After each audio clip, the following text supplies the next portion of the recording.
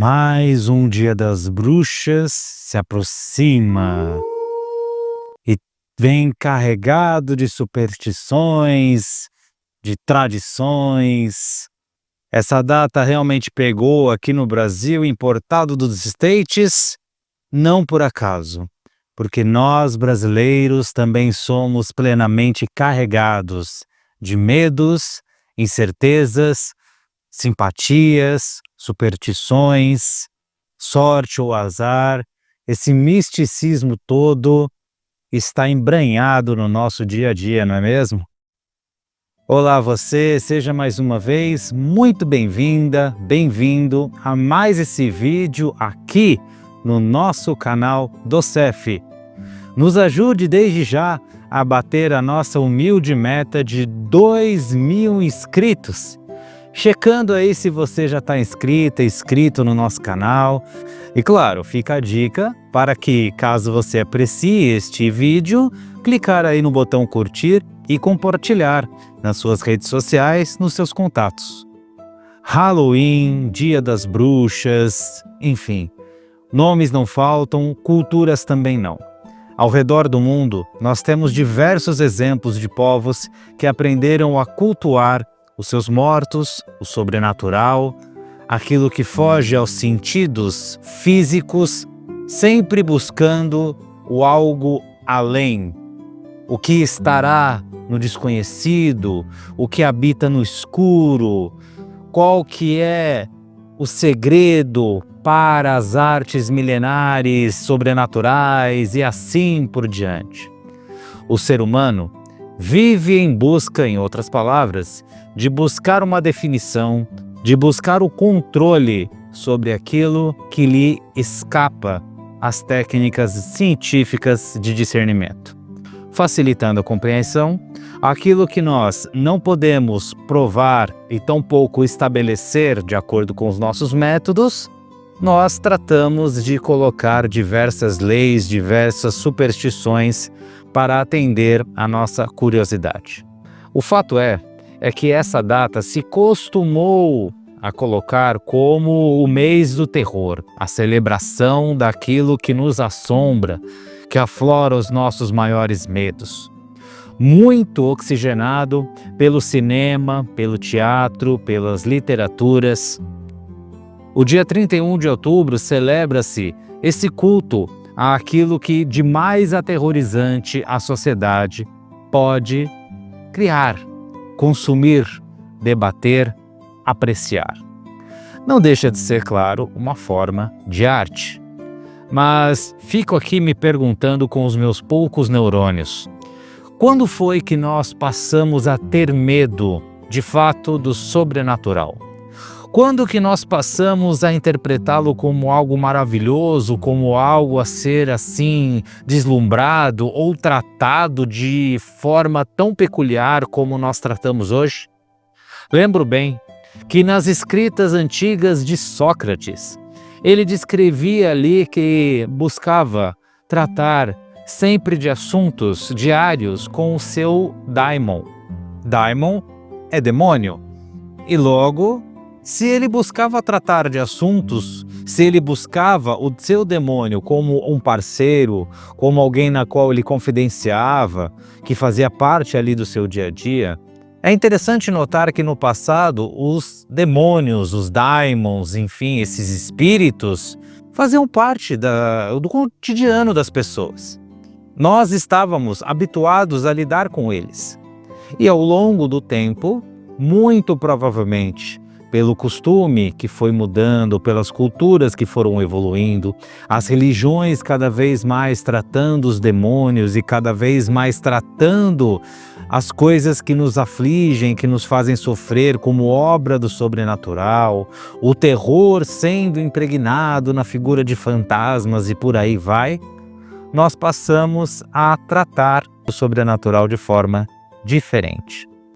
Passamos a tratá-lo de forma temerária, temos medo de tudo na qual desconhecemos, e esse medo é justamente o combustível utilizado pela nossa cultura para não só fomentar em nós cada vez mais misticismos, quanto também para potencializar o Dia das Bruxas. Mas cá para nós, uma pergunta bem pessoal agora. Você aí, ainda tem medo do escuro? Você ainda dorme de luz acesa? Quando ouve um barulho em outro cômodo da casa, na rua, fica com medo? Quem não se lembra, tipicamente quando éramos mais jovens, de se esconder no armário ou se esconder embaixo da cama, a fim de que nós pudéssemos nos salvar de qualquer coisa que estivesse lá fora? Um monstro, uma assombração, e assim vai. Olha, se tem uma coisa que o Espiritismo realmente veio revolucionar, é essa questão do maravilhoso, do sobrenatural, daquilo que foge do nosso intelecto, do nosso conhecimento. É válido lembrar, inclusive, esse mês de outubro foi o aniversário de nascimento de Allan Kardec, que ele dedicou a sua vida a disseminar o não misticismo, a divulgar as suas teorias racionais em torno daquilo que até então nós não tínhamos explicação, a justamente espalhar a notícia de que há no oculto um ser inteligente, capaz de se comunicar e, mais do que isso, capaz de nos ensinar. E vejam só, capaz de redivir em nosso coração os ensinamentos de um personagem histórico para lá de conhecido, que é Jesus Cristo. Válido lembrar também que foi através do fenômeno das mesas girantes, lá em Paris, em meados do século XIX, que Allan Kardec teve o primeiro contato efetivo com as manifestações até então chamadas de sobrenaturais. Mesas que giravam, que balançavam sozinhas, levitavam, outros fenômenos que foram inicialmente explorados de forma muito vulgar, pueril, pelos habitantes parisienses, pelos franceses em geral e também pelo resto da Europa. Aliás, na própria América do Norte, lá nos Estados Unidos, numa época parecida, as irmãs Fox também presenciavam tais fenômenos, confirmando, em outras palavras, de que os espíritos, eles se aproximam de nós, exponenciam, aumentam as suas comunicações de tempos em tempos, ao longo da história da humanidade, para que possamos, com essas pequenas doses de sobrenatural, de conhecimento místico, poder avançar na direção do conhecimento do que ainda nos é oculto. E não foi diferente naquela época. Passando a investigar minuciosamente, passando a entender o que acontecia em torno das mesas, Kardec viu que a inteligência por trás daquele fenômeno era muito subestimada. As pessoas só estavam ali para passarem o tempo, darem algumas risadas. Era plenamente uma diversão. As pessoas não enxergavam que se abria ali a oportunidade de renovar os conhecimentos, quiçá mais sagrados para a humanidade, sobre o mundo espiritual e sobre a vida em geral. Foi Kardec e seus companheiros que, uma vez que obtiveram certeza que não se tratava de uma fraude, que levantaram cada vez mais o véu em torno da inteligência por trás daqueles grosseiros até então movimentos. Através das perguntas de inicialmente um toque para sim e dois para não, Kardec foi evoluindo até chegar ao ponto em que descobriu que as próprias pessoas poderiam servir de interlocutores para as inteligências invisíveis. Sim, e ele os nomeou como médiuns. Aliás, Kardec, em sua escrita nós percebemos, teve uma profunda preocupação em solidificar as bases investigativas que o levaram a concluir a codificação espírita. Kardec, na sua escrita, manifesta constantemente a sua preocupação em que a sua obra não seja tratada como mais uma, mas sim com a importância que deveria ser lida e estudada.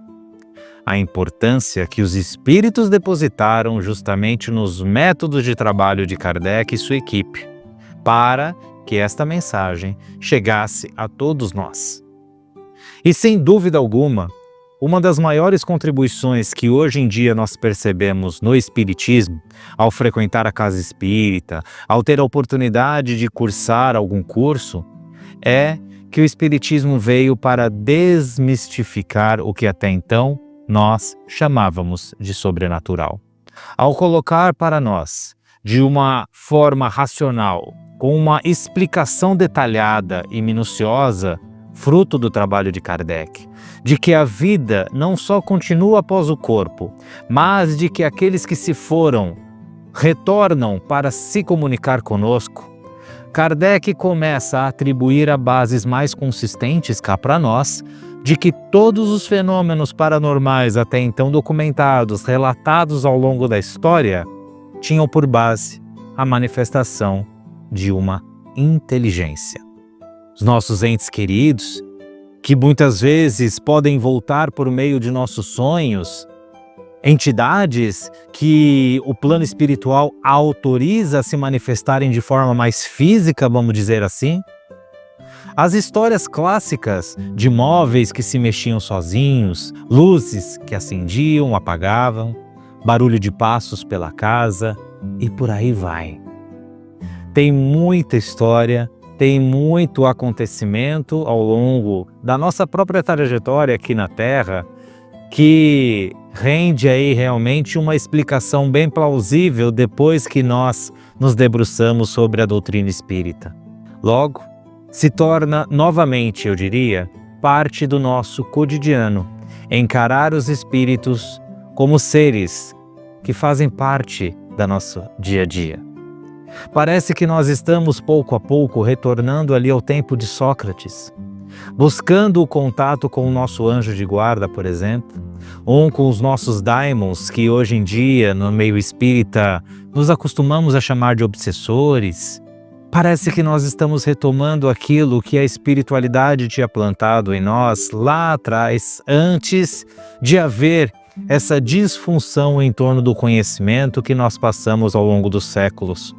Tratar os espíritos, tratar as manifestações de forma cada vez mais natural, nos ajuda a simplesmente suprimirmos o medo daquilo que nós não deveríamos sentir medo.